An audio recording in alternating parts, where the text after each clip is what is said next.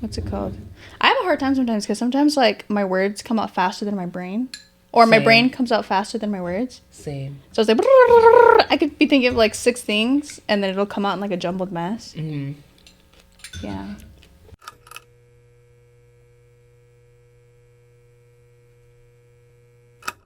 Welcome to the podcast. I'm Ariel. My name's Emily. And I'm Doshi.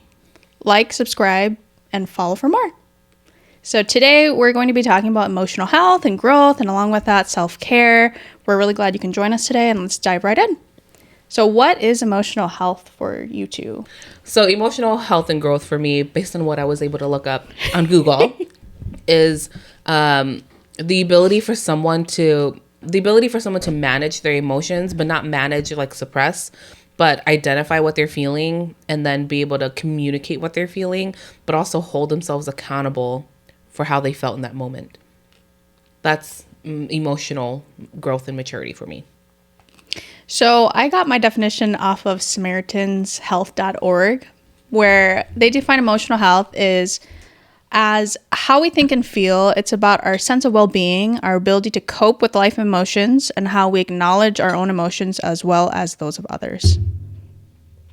So I felt like that was the most holistic definition.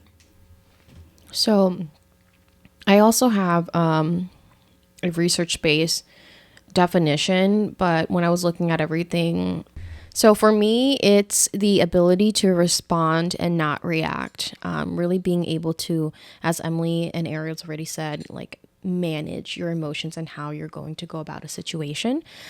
From the American Behavioral Clinics, it's a Midwestern-based psychiatric and behavioral healthcare service. They say that emotional growth or health is about your ability to understand and manage your emotions. It's an emotionally mature person who has reached a level of self-understanding with regard to their thoughts and behaviors, and then decide how to best approach and cope with situations that might otherwise be trying or challenging. So in short, it's really being in tune with yourself. You're aware of your thoughts and your patterns, your reactions, and you have a level of self-control over them, which helps you best overcome potentially challenging situations. With a lot of feedback from my family members who are older individuals, their constant question is, and this is a little bit out of the realm of the episode itself, is why don't we talk in Hmong? Because what if I'm like, well, because quite honestly, we are the Hmong Women podcast, but we have a bigger range than just that. So then it got me to thinking about adding this. So I have here emotional growth as best as I could, and translating that into Hmong is 猜到係啲個有一度呢我冇路平時知道嗰度傾聽冇這幾少我哋個有我一日啦住聽落嚟度就有係呢家有係路 share 呢家到個咯個支持啦聽個保住嗰度傾係啲個有低嚟呢家聽你不知nhau個路咗路咗啦冇咗路是係啦。So that's the best that I could do when I was thinking about that in a Hmong setting. If I'm talking to like a Hmong elder and trying to explain to them what emotional growth or health is. Yeah. And an aside of why we don't mainly speak in Hmong is because Beijing hiểu hai lu Hmong na, okay? Being hai lu Hmong chỉ chôm minh thế na. So be patient with us. We're trying. But yeah, I really appreciate that definition from the both of you. I do too. So do we think that we are emotionally intelligent and carry emotional maturity? If not, when do we not show this? I think I have it written here. I think that I am so-so. I think I'm, 50-50 because there's always ways to grow. I know that I'm not the most emotionally mature person at times. And there are other times where I know that I have been and I am. I think part of it was how I grew up, is growing up with people who aren't emotionally mature. And so as an adult, you're trying to navigate, okay, well, how do I grow and how do I deal with these people who aren't willing to? And so I know that there are times where I could be more emotionally mature. So I think right now on a scale of 1 to 100, I'm at like a solid 70. Yeah, I wrote down, I think I've matured. And I say that with all honesty because, same as Emily, as you grow up, you do start realizing like, oh, if you did grow up with emotionally immature parents, you grew up with that, and how do you handle it now? And that really does begin to define you as an adult of how do I want to manage this and how do I want to grow from it. And I say I think I've matured because growing up with, parents who weren't always emotionally available and didn't have the capacity and were emotionally immature, it does play a lot into your romantic life and your friendships, right? And I found that I'm the most emotionally immature when I'm burnt out. So I can sometimes lash out when I'm unhappy or unmotivated with things, and it's just because I failed to take care of myself and I focus too much on my work. And it's almost like sometimes I've forgotten to take care of myself and I become the last priority. And obviously, this isn't something that is just realistic in my life. It's whether you're starting a business, whether you're in school, you have kids. Life always gets busy, and sometimes we can put ourselves on the back burner. And that's why I really wanted to talk about in the future or further into this podcast how you need to make self-care a part of your business plan. And you really need to invest in yourself in order to not lash out and to also take care of yourself. Yeah, I agree with both of you. I would say that emotional intelligence and maturity for me is not as black and white as a yes I am or no I'm not. And on a scale of 1 to 10, I felt that I was a solid 7. Okay, solid. From not even understanding, I would say, my triggers. I feel that I'm more aware of my emotions and how they affect me. And I'm also still growing. I'm still learning. And growing up, as Ariel said, with individuals who are also not emotionally mature or also don't have emotional guidance or the tools to work on that, I am like starting from scratch, trying to figure out how do I navigate through these feelings, because you don't really talk about them and you don't really know what they are. And now I have to be so conscious about it. And I feel that emotional growth is really figuring out yourself internally.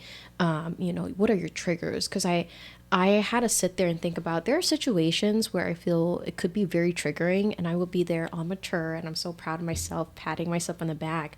And then I could be in situations where it's a 180 and I'm thinking, all that progress done, like, why am I so upset about this? And it's because of my triggers. I then would have to reflect on that, like, okay, why did this make me so mad, and why was I unable to compose myself in this situation as compared to others? So that's what I've come to realize is the triggers I have and the internal wounds I have, if not healed, makes me more reactive than just simply being responsive and being able to hold a conversation in a calm, collected manner. And I think that's a really mature way of thinking of it, right? Is like not really looking at what other people are doing, but at what can you do better for yourself. So thanks for that insight. Mm-hmm. So is this a marker that we look for in other people? I wrote yes. Yeah, I think I can't have a relationship, at least, and not just romantic, but it's hard for me to maintain a relationship when, and I've explained this before, so I'm going to use this example actually. So like when I was thinking about what I look for in a romantic partner, right? I'm looking for someone who's at the same emotional maturity level as I am, because if there's a day where I'm at 20 and they're at the same level as me and they go, I can pick you up today, I can take that today, I can help you walk through that.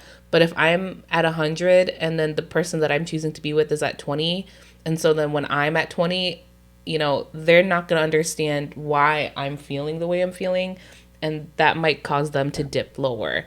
And so then now me at my low, I have to then spend time helping this person get back up. And I don't want that. And so not just in a romantic relationship, but any relationship, I think. So I do look for that marker in people, right? Is how are you reacting to the people around you? How are you reacting to situations? Again, right? We all have our bad days, but if your bad days are all the time, I think you really need to do some self-reflection and understand why your bad days are every day. I also have written down Yes. So I am totally with you, Emily. I feel that emotional maturity is important to build healthy relationships. And I've grown to be a lot more selective about who I allow to be a major part of my life. And emotional maturity is a huge marker in me choosing that. I used to be an individual who lived on benefit of the doubt. But the thing is, if you're a continuously negative person and you really lack emotional maturity and the ability to grow, I don't want to be continuously surrounded by that. And, I think that that's a battle you have to fight to grow from. But I also have the choice on whether I want to be a part of that or not. And I just feel that I don't personally have the capacity to hold a lot of those individuals in my life. So it is a huge marker for me. I also reflect on, when I wasn't very emotionally mature and how I was bringing in other people who are like me. I think in today's world, the kiddos call it vibing with one another. That's how I've been able to see it. Like, we're not in the same vibe. Because if you're always at this low, this everything is someone else's fault and you're not able to reflect on yourself, I just don't feel that that's something I want as a part of myself and where I'm growing. I'm also someone who needs to work on my emotional maturity. And if I'm surrounding myself with a bunch of these individuals, I feel like I might just relapse or go back into this negative state of mind. So it's a big thing for me.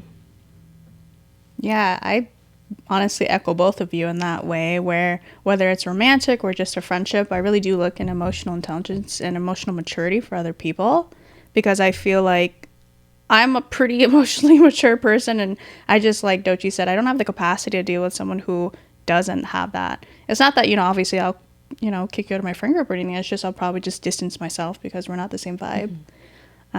But relationship wise too, I think I love Emily's example of checking in with each other, because that's what I do currently, and it's based off of Brene Brown's work of basically when you come home and you talk to your partner, you want to evaluate where you are on a scale of 0 to 100. And if you both can't make it to 100, so if I'm 50 and he's 50, or that way that equals 100, or if I'm 10 and he's 90, he can pick up that slack. But on days where it's like a 20-20 for both of us, it really does take a lot of emotional maturity to say, hey, what do we both need and how can we both show up for each other? And some days that may look different, It might look like I just need space from you, get the hell out of my way. Or sometimes it's, oh, okay, I just need some TLC. So it's really important to constantly be checking in with other people and to be hanging around people who are also emotionally intelligent. So, do you think that your Hmong peers in your age group have emotional intelligence and maturity? Amongst my inner circle, yes. Right, obviously, inner circle here, part of the inner circle. I would hope so. Again, you both addressed it, right? We want to surround ourselves with people who are kind of in the same realm as we are, because it is really taxing when you're constantly around people who are, what's the name, negative Nancy's, right? And so I think amongst my inner circle, yes. If we're talking about just amongst our peers, like people the same age as us or in our same generation, again, it's a range, right? I think everybody has their buttons. I think amongst our peers, we grew up with parents who obviously didn't have the tools or the outlet to be able to express their emotions and be able to work through what they're feeling, work through their trauma. And so we grew up with parents who may have come off as really emotionally immature or really just devoid of emotion. And so I feel like I've seen this as a lot of my peers trying to scrabble to find something and grab onto something that'll make them feel loved, make them feel like they have a range of emotion. Basically what I'm saying is they're trying to fill that void that they didn't get growing up. And so we have peers that are are like that. And then I have peers who are not like that, who've worked through these. And so the example that I have here is like growing up, my siblings and I had the same parents physically, but emotionally we had completely different parents, right? And so, you know, my older siblings, obviously they had parents who were new to America, they were navigating America, and so they received different emotions than me and my siblings who were younger would have. And so I know when I'm looking for people, I need people who will tell me what they're feeling if I ask them, right? And if I'm communicating with them, I need them to communicate with me because I grew up with parents who would not. And so I feel like that's what our peers are doing, is they're looking for people to fill that void, right? And so a lot of my peers, in regards to addressing whether they are willing to grow emotionally and like work through those emotions, I don't think a lot of our peers are there yet, but I think that we all have that opportunity to be there. Does that make sense? Yeah. Yeah. I love that example you gave. I've never thought of that we grew up, because that was something that I've always thought about, where I grew up in the same like setting with the same guardians as my cousins, and always thinking, reflecting on how did we go about such different paths, why are we in such different areas emotionally, and I knew that our circumstances and our environments had a lot to do with it after the fact too, but I never really thought about we may have the same like set of individuals who you know taught us and like that we grew up with, but we did not all receive the same treatments or the same emotions from them. You know, ít cho nó là lưu than others.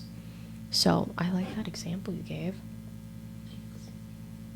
When I was looking at this, it was hard, and I had to really think about, okay, so the signs of someone who's emotionally mature and immature, and I'm referring back to the American Behavioral Clinics, and they provided 10 signs of someone who is emotionally mature, noting that they are flexible when things don't go as planned, being accountable to their mistakes, knowing they don't know everything because you're continuously learning and growing.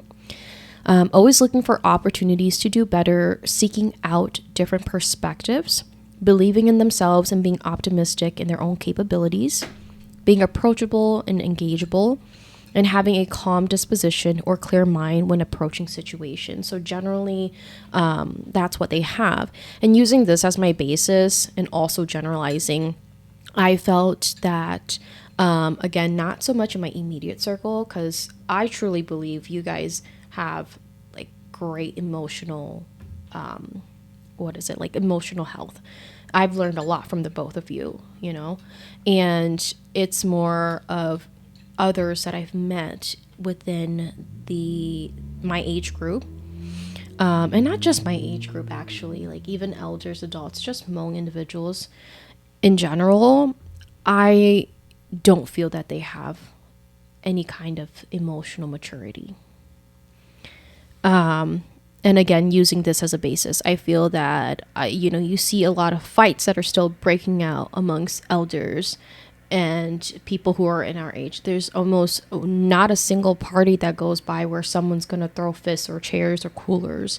And it's kind of like, okay, if we had emotional maturity, we would be able to sit down and say, like, this isn't even worth the fight. This isn't worth the battle. And I don't see that enough in the community. So generalizing, I'm going to say no on this one. I feel that there's a lot of work that needs to be done on this. I don't feel that a lot of individuals have the ability to self-reflect and to work on actually building the tools they need to work on themselves. They seek for like help emotionally, externally, trying to validate the reasons why they do their things on, past traumas. And it's like, yes, but it's not always going to be the fault of your parents or the fault of an event that took place in the past. You now have to recognize it and grow from it. But I don't think there's been a lot of accountability, a lot of recognition. So the short answer is no. I mean, that's a perfect segue into the next question, which is, do you think that our elders understand the concept of emotional intelligence? Are they open to it or are they closed to it? That was perfect, yeah. Well, I think for me, it's something that hasn't ever really been talked about with, like, I use my parents and my grandparents as an example, but I feel like other people can relate too. Of like, we don't sit down and talk about our feelings. And that might seem really weird to a lot of people, but I know others will resonate with that. Like, it's still a really taboo subject. Almost like mental health in a way, right? Because your emotions are linked to your mental health. And I think when you are thinking about how rigid and narrow the Asian culture tends to be in terms of what's considered acceptable, it's not surprising that a lot of Asian people learn to shut down their deepest feelings while growing up, and you never really explore or express yourself in a way that helps you develop a strong sense of self and possibly individual identity. And I feel like constantly in our culture too, whether it's emotional health or mental health, we come from a culture that views vulnerability as a sign of weakness, and it honestly massively hinders any chance of emotional development. And this also plays a really big part in recognizing unhealthy behaviors too. And I feel like that's why I would say I'd vote no, because it's just not a talked about enough topic in our households. Yeah, I also said no to that in regards to our Hmong elders. There's a lot of shame around being emotional or talking about emotions. And that's just something that can continue to perpetuate like our ability to be able to connect emotionally with others, right? I think a lot of the times I see emotions displayed as happiness being acceptable or anger, but other beyond that, it's anything else in between is kind of shameful to really want to address those issues. For some reason, when we talk about emotions and needing comfort and talking through those emotions, there's a lot of shame, right? And we see that reflected in the Hmong community. And so I do think that, it means that, like you said, Ariel, it means you're weak, right? You shouldn't let those things affect you. But it's like, and they're, when they have meetings, it's like, that's what they're doing is they're talking through these things. But it's like almost taboo to say like, it's like, it's almost taboo to say that. And so I do think it's something that we really need to work on, because just imagine the connection that you have with your kids and the following generation if you just allow yourself to like connect with them emotionally without thinking of it as shameful or weak. In really thinking about this question, I kind of have it, I wouldn't say as a two-part, but I think that the elders right now generally don't understand the concept of it, but can grow to understand it. And I say this because I do have here that to some extent, yes, they do kind of, I was very much in between, because I believe they recognize the qualities needed for somebody to be emotionally mature. But I don't believe they are able to associate the ability to have conversations about emotions with emotional maturity. So I say this because I grew up in, again, very traditional households, and I spent the greater majority of my life in funeral homes amongst the elders. And with that being said, I had a lot of great conversations with those who are emotionally mature and also those who are not, no matter the age. Like they could be in their 50s or 60s, and there are individuals who still speak as if they just came straight out of kindergarten. And for those elders who often described someone who is emotionally mature in a Hmong setting, I often hear them say like, "Oh, tôi nên nói cho tôi tu, or tôi sao lo ya tia, nu sa tan đây tất cả nu mặt tha," or someone that nu yo ito nên or talu chinyona, so they're easily approachable. They value this person as an individual because they hold all those qualities as an emotionally mature person. But I think our elders are lacking the ability to see the pathway as to how this person got to this point. Because he's capable of navigating through his emotions or her emotions. And that's why I feel that they don't fully recognize or understand the concept yet, but they can grow to. I think there needs to be a bridge in understanding that talking about your emotions and seeing and reflecting on your emotions will bring you to that point. That person that you respect right now, and you talk about being blah blah blah, all these things are the qualities of someone who comes from this background, someone who has the ability to do this, talk about their emotions. Yeah, thanks for sharing. So that's a perfect segue into how have we seen the lack of emotional growth, maturity, and intelligence affect individuals and relationships in the community? Yeah, I think I touched on it a little bit earlier where depending on, where you are emotionally, right, that will determine the relationships that you seek outwardly. And so if you're someone who grew up with, parents who were constantly angry and stonewalling you, you're gonna, oftentimes what we find is people might seek the same kind of dynamic or the complete opposite dynamic where they're looking to be the one being angry and stonewalling. And so I think that I have seen it affect individuals in our community and their relationships they have with their family or their romantic partner and even their kids.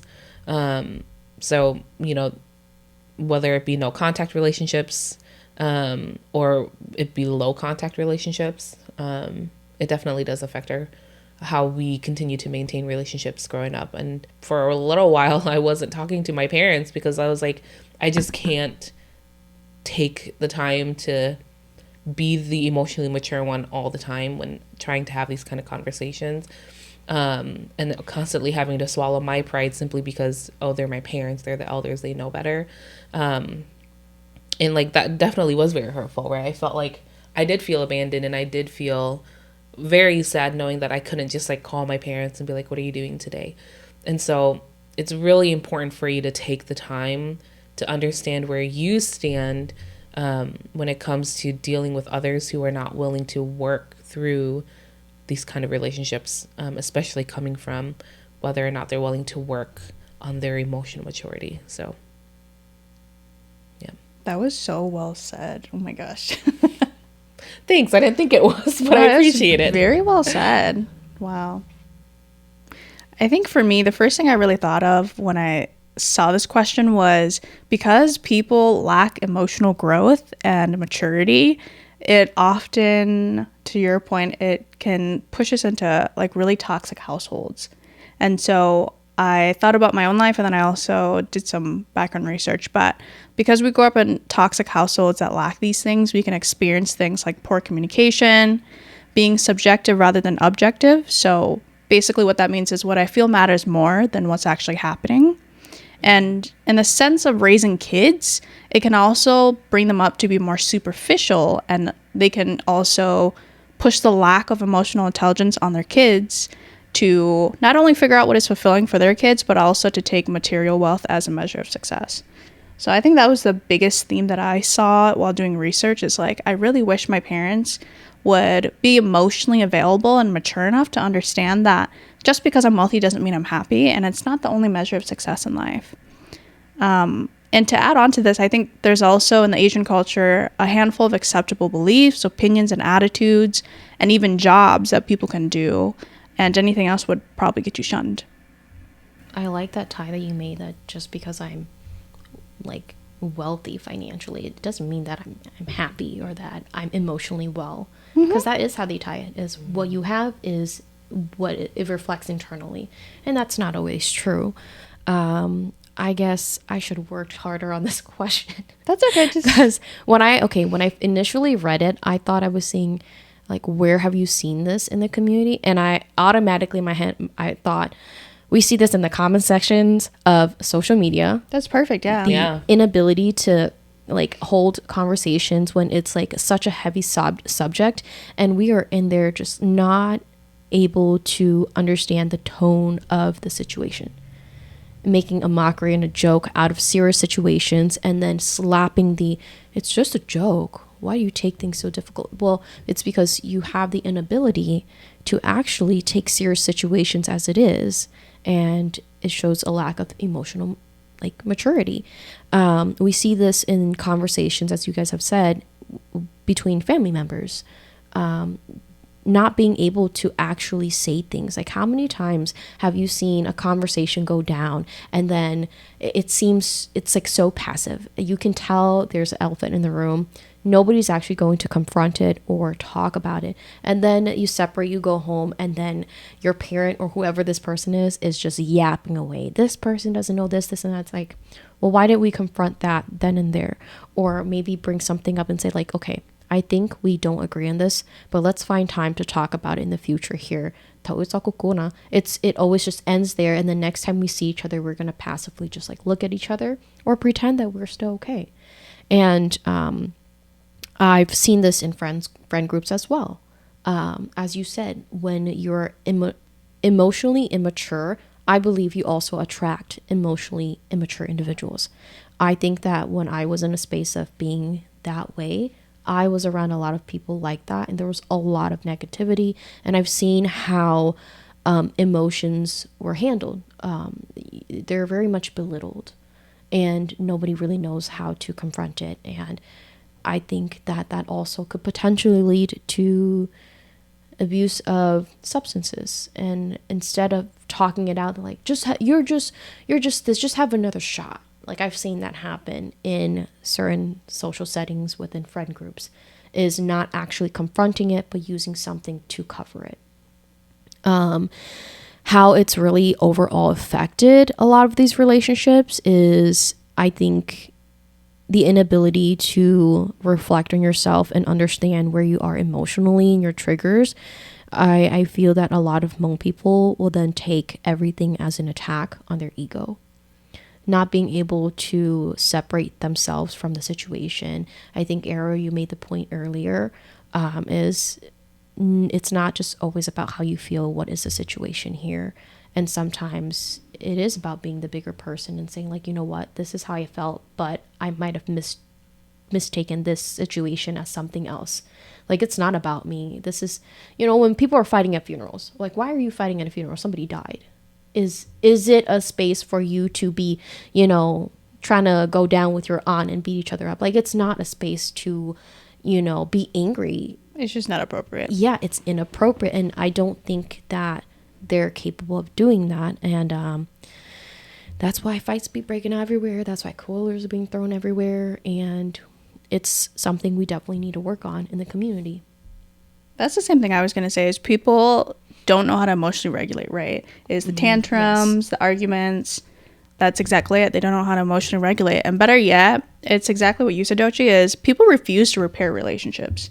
It comes to a point where people's egos get in the way. And I have never, and I'm sure other people can relate, but in my family, an apology would go a long way, but it's never done. So people can't or are unable to take accountability for things, and they never really apologize for their wrongdoings when things do go down, and they know that they're at fault. So just wanted to put that out there. Yeah, I 100% back up with that. For a while there, like, our relationships in my family, we never apologized. So I will openly admit I was emotionally immature for a long time. But my sisters and I have really done a really good job of, like, when we identify, oh, this person was giving off this vibe, or I may have come off this way, we would text each other afterwards and be like, I came off this way, I'm sorry. Like, I didn't mean it to be that way, right? And it's just, like, even actively working on that, put your pride away for a moment and just understand that when you purposefully work on creating, that space where you can hash it out without accusing each other, it just makes your relationship a lot better. Yeah. And it makes you feel a lot safer. And I think that's one thing people are afraid to do, is, like, put down their armor and just bear and be vulnerable for a moment. So yeah, and this is a personal experience where I've grown emotionally a lot through the both of you. I've said that before here. And it's I was someone who grew up as, like, confrontation is not always bad. When you're confronting a problem and you're doing it in a mature way, it's trying to dig out okay, what's going on here, and having that conversation. And for me, having grown up not being used to that, it's hard. And it's my automatic reaction is not to confront the situation. It's to say, this is too exhausting off the bat. And I find that I learn best when I am being reflected in that. So what I mean with it is like, okay, I know we've had situations where I could just be maybe having an off day or something, but you're always comfortable asking like, are you okay? Like, and that just reminds me like, oh, you know what? I'm just having an off day. And that has allowed for me to grow maturely, emotionally, a lot more. And that's also why if you're recognizing that your circle of friends or people are emotionally immature, maybe it's okay to step away from them. I know you said earlier, Emily, like you've had to take yourself out of connecting with your parents or your family for a little bit because it was just draining. And I don't think that's a bad thing or showing that you lack maturity. I think that shows that you do have maturity, because it's like, I just don't have the capacity right now. It's not that you're not recognizing what's going on or not taking accountability of what's going on in those conversations, because I've done that, you know, with my parents before, where I'm like, you know what? And specifically my mother, you know, some things took place where I just had to tell her, I just cannot talk to you right now, and we're going to have to take a break from each other, because these are the things that happened that led me to this point. I still love you. I still care for you. But for now, I'm going to need us to just take space from each other. And I've gone like a couple months to, you know, heal from whatever the situation was, and then kind of reconnect from there. Just because I'm not going to sit there and pretend like I can talk with you every day after what's happened, you know? So how do we nurture emotional health and growth in our own life? For me, it was first recognizing my triggers, so I'm more aware of how I react in situations. Reflecting on moments where I'm highly stressed has taught me most about what areas I needed to work on for myself. Just because it's my trigger, it does not mean that's your responsibility. I have to be responsible for that. And everyone has different triggers. And I think that we've grown into a culture where if it's triggering, we tiptoe around it, but then we kind of lose focus on having that conversation. So for me personally, it's trying to recognize like, okay, why am I angry about this? Why does this bother me so much?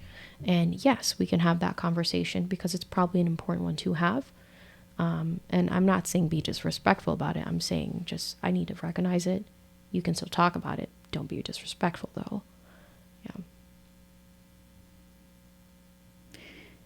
When I thought about how I grew up and growing up with emotionally immature parents, it really taught me to reflect on my childhood. And some of the things I took away from it was that really seeing my grandpa go through PTSD because, you know, he went through the Vietnam War, he became very stoic because of that. And so when you're stoic, you push through things and you never, depending on like obviously how you grew up and all that, but he never really took the time to filter through his emotions and to feel them out. And so I think because of that, the way my parents were raised, that sort of fed into my life where I would just go, go, go, go, go. And so I never really took the time to process my emotions.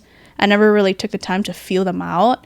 And so a big part of my emotional health journey has been being able to better express myself and process my emotions versus suppressing them. Because whether it was stress related, I was angry, I'd always just tell myself in the past, like, oh, I'll just work through it. I'll just get back to it. It's like something that I could put on a shelf. And I think through the past few years and through working with a therapist, it really has allowed me to open up more and to better express myself, especially to my partner. And I think over the past few years too, I really love the hobby, or not the hobby, but the habit of being able to take the time to reflect and journal, whether at the beginning or end of the day, to really process and check in on how I'm feeling and how I'm starting that day. Because one thing I've learned over the last couple of years is that going hard doesn't have to look the same every single time. But what matters is that I can measure my capacity and I can measure at how I want to show up for the day for myself and for my clients. So that and seeing what my capacity is at the beginning of the day has honestly really helped me in nurturing my emotional health and growth for the past couple of years. I love that. I really do. And that reminds me, like, so I put questions that my own therapist and I worked on when I first started seeing them like 4 years ago is, how are we identifying these patterns and behaviors within ourselves? How do we see this reflected in our, you know, surroundings and the people around us? And can we meet them somewhere, right? Because sometimes they don't have that emotional range to be able to meet us where we're at. So as the person identifying these patterns and behaviors, where can we meet them? And then how can we make sure that we're addressing these issues that we have instead of putting them on a shelf, right? Because I used to do that too. Is I'm just like, I'll deal with it later. And then how are we communicating and actively, wait, did I just say that? How are we communicating and actively working through these issues? I don't know if I read that question already. That's okay. And then we talk through it, and journaling is a big part of that, right? How are you doing the emotional work needed to feel through these emotions? And so journaling is also a big thing for me. Is, okay, I'm identifying the problem objectively, and I'm addressing how I could have reacted differently, how I reacted in that moment, and then knowing, okay, this person may not have been, I shouldn't have acted that way, or this person didn't act this way, but where can I meet them? And if I meet them there and they're still unwilling to move, then it's not me, it's them. And so that's how I'm, am nurturing emotional growth is, okay, I'm going to identify where I have an issue at. I'm going to let this person know this is how you affected me. And then the ball's in their court. And if they're not willing to meet me and talk it through, then that's on them. I know it's not on me. And so also making sure that you're not holding yourself accountable for everybody else's feelings as well, because you can only control so much. I have some other things too, is back to the suppressing feelings and like putting your feelings on a shelf. I feel like it's also healthy to do that sometimes too. And I'm explaining, but sometimes when I'm just really exhausted, or I'm just not able to finish my to-do list, or I'm just lacking the patience, or whether it was just a really busy day, I'll literally say to myself, I don't want to put energy towards this today, and I'll mentally take a break, walk away, and do something that takes my mind away from it, because that day I simply just don't have the capacity.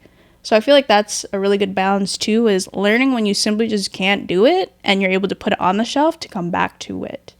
Because for me in the past, I've put it on the shelf and just forgot about it. But now I'm a lot more conscious in the way that I can come back to it, whether it's the next day or the next week. I just wanted to touch base on better coping skills, because I figured out that after I've had a stressful day or I'm angry, I have better things that I can do versus like shutting down or, talking to my partner in an angry voice. And so some of the things that have really worked for me is that I'll go on a walk, I'll listen to a meditation, I'll talk to my partner about it, because I really do think it's important to decompress and to not hold it all in. And especially from someone who is so used to suppressing their feelings, it really does feel like a huge weight is lifted off of you when you can talk to a trusted person or even just write out your feelings on paper. Yeah, I used to journal a lot growing up, and I didn't realize how much that's helped me through like my emotions. And I want to say it was really because I refer back to this a lot because it was a big factor being an only child. I couldn't talk to my sisters about it or my brothers. And so the best way I would go about it is writing it down. And I still have some of those journals, the thought processes in there. And I stopped along the way, tried to get back into it. But just based on what you guys are saying, I realized that for me, a lot of the situations and reflecting, I do it. And this isn't exactly the best, but I do. After I calm down, I would think about the situation again, and I try to put myself in the other person's shoes. So most recently, there was a situation that took place with my mom, and it got a little heated, and it was just like a random conversation, but opinions took place. And I think the way that I was coming off and the things that I was saying was hitting my mother a certain way, and it made her, I think what I was seeing was it made her sad, but she didn't want to say anything, so she just kind of cut the conversation short and saying, okay fine, then kaya ma. And I was like, okay, well, are you sure? Like, was there something else you want to say or add to that? And she was just done with the conversation. And in hindsight, I thought, the conversation wasn't really worth the battle. And it was just a random conversation. But in the midst of it, emotions are so high. And for some reason, we were so tied emotionally to these issues. But after the fact, it's not that big of a deal. I could have been a bigger person and, have heard my mom or hear her out more. And, now I'm in a space of like, okay, having reflected on it, that was unnecessary. I can definitely still apologize. An apology, I don't think, is ever too late. And I think Emily and I've talked about this before too, is the apology for you? Is it for them? What's the purpose of it? I think I have some more tips for like in the moment, right? If you know you're going to be having a conversation that is going to play on both of your emotions, really go in with it as calmly as you can, and don't go in hot, because I've done that and the results of that are not great. And in the moment while you're talking about it, obviously your emotions are bubbling and you kind of just want to like cry or you want to explode. What I do is I go, I just need a minute. I'm going to take a couple breaths and then I continue from there. And if the other person is antagonizing you, walk away, right? So those are the tips that I have for in the moment. I love your coping skills for decompressing afterwards. And then same for you, Dochi, is, you know, self-reflecting after the conversation happened. But oftentimes I think while in the moment, we forget that we also need to take some time and care for ourselves in the moment, because again, emotions can kind of take hold and you kind of just go. So really practice, you know, reining yourself in, because again, at the end of the day, the results are better for you when you're able to control how you're communicating and how you're reacting to the person. I have one last thought to add to that is also realizing that you can only control yourself and not others. That last statement you made me think of, you know, I like to walk away from conversations because it becomes very overwhelming for me and I always need space. And for me, it's like, okay, I just need space and then we can come back to this. But I've been in situations, particularly relationships, where I can't get that. And it becomes like, it makes me feel like I just want to ball up and cry. And there are more extreme situations, and I want to share this because I feel that we have listeners who may have been in these situations or who are currently in this, where it's like, well, I can't do that because this person I cannot control does not allow for me to manage my emotions. Like, I'm already high, right? I've had situations where I know I cannot take on this conversation, and it's like you've been antagonized. They know how to pick at your buttons. They get you to this extreme emotional high. And then when you're at this point where you've broken and you're just like, you're done, and now you're you're unable to manage, right? You broke out of that. You can't even cope in this moment. And for me, again, it's like walking away. And then you get why are you being crazy like this? And those other additional triggering words that kind of spirals you out. I still feel that in those moments, it's best to just leave if you can, because there's just no way. Like, I've tried in reflecting on some of those situations, like being, okay, I just need to be better at calmly talking, right? But I've noticed that this person will get me to this extreme high, spiral around, and then they will get really calm and say things like, why are you being emotional? Why are you being so angry? Like, whoa. Like, let's bring it down here. And it triggers me more. And I've realized there's just no way of going about it in a calm, like, state at all. As Ariel said, at that point, shelf it. I'm coming to it later, if it's not even worth my emotional, like, my emotions and my just mental capacity. I'm honestly going to say I may never come back to it. I'm going to say, like, this is enough. And I'm going to say it's going to be the same battle even if I try to have the conversation with you. Because I do know that there are some individuals who are manipulative and it's not worth it. So I am that person who will ghost you if it's become a pattern in our relationship. Whether it's friendship or an actual, like, intimate kind of relationship. And I feel like that's healthy, right? Because you're protecting your time and space. And I feel like a lot of the times now, we sometimes feel entitled to people's time as well. And so when you take that out of the picture and you're like, oh, okay, I'm doing this for me, I feel like that makes it an easier decision. But one thing that I know I mentioned at the beginning, which I want to talk a little bit about now, is business-wise, like, how can you improve your emotional health and how can you maintain it while starting a business? And I think when you trade your 8 to 4 for a 24/7, it really is essential in taking care of yourself And taking care of yourself should be a part of your business plan, because when you thrive, so does your business. And so little ways that you can do this is scheduling and joy. So whether I know myself well enough that like that's the reason why I got out of corporate, is because I don't want to be stuck in a cubicle for 8 to 10 hours every single day. And so how I've changed it up now is that I'll schedule in like quick 15-30 minute walks right after lunch, because I feel like that's the most doable, and that also helps me get out of my space and to also push me to get some exercise, because I really do feel like when you're sitting in one space for 8+ hours, your brain just goes to mush. Like it really does. And then along with that, I always recommend seeking therapy if you like that route, because it's really nice hearing from a third person or someone who just doesn't know you give you information and give you feedback on how you can do better from a stranger's point and perspective. Because I can't even begin to list like the amount of pros therapy has really given me, but what I can say is that it's really helped me in learning how to emotionally regulate sometimes in heated moments, and it's also really allowed me to be a lot more conscientious of how I show up in my work and how I do my work every single day. Well, thank you for joining us today. We're really excited you're here. If you're new here, click like, share, subscribe, and if not, we're just glad you're here.